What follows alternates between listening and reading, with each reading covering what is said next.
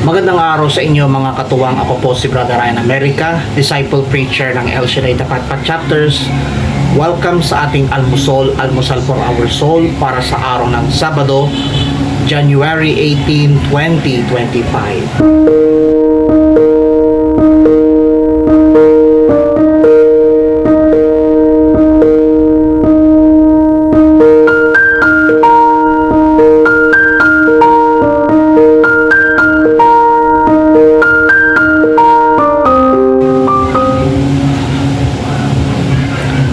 Ang mabuting balita ay Mark 2:13 to 17. Sabi ng Ebanghelyo, nakita ito ng ilang eskribang kabilang sa pangkat ng mga Pariseo, at tinanong nila ang kanyang mga alagad, bakit siya sumasalo sa mga publikano at sa mga makasalanan? Narinig ito ni Jesus at siya ay sumagot, hindi nangangailangan ng manggagamot ang walang sakit, kundi ang may sakit. Naparito ako upang tawagin ang mga makasalanan, hindi ang mga banal. Ito po magandang trending, fresh at hot topic para sa araw ng Sabado. He called for the sinners and not for saints. O pwede rin, He called for the sinners.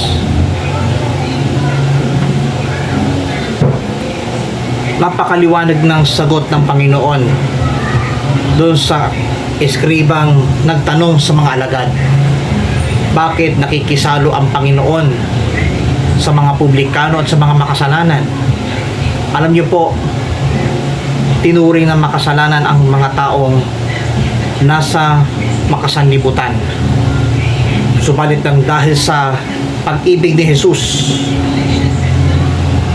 sa isang maniningil ng buwis na ang pangalan ay Levi, nakalaon ay tinawag na Mateo. At doon tinanggap ni Levi ang Panginoong Jesus at pinaghandaan siya ni Mateo ng salo-salo para po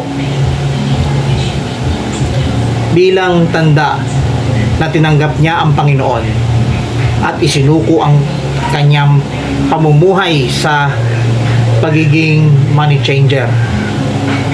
Kaya huwag tayong magpadalos-dalos sa mga bagay na sa tingin ng mundo ay napakabaluktot, bagkos sa pamagitan ng salita ng Diyos higit tayong maunawaan at higit po tayong mabigyan ng kalakasan upang sa pamagitan ng ating pagsunod sa kalooban ng ating Panginoon, tulad ni Levi na dating publikano, tinawag ng Panginoon at napabilang siya sa mga alagad ng Panginoong Hesus. Nawa patuloy tayong maging kagaya ni Levi na kalaunay naging Mateo, upang sa pamamagitan ng pag-ibig ni Jesus tinawag niya ang mga makasalanan. Sa English nga, He came to the world to call not for righteous but for sinners. Lahat ng mga makasalanan sa mundo tinatawag ng Panginoon, at sa pamamagitan ng kanyang tawag, lahat ng ating pagkakamali ay kanyang patatawarin.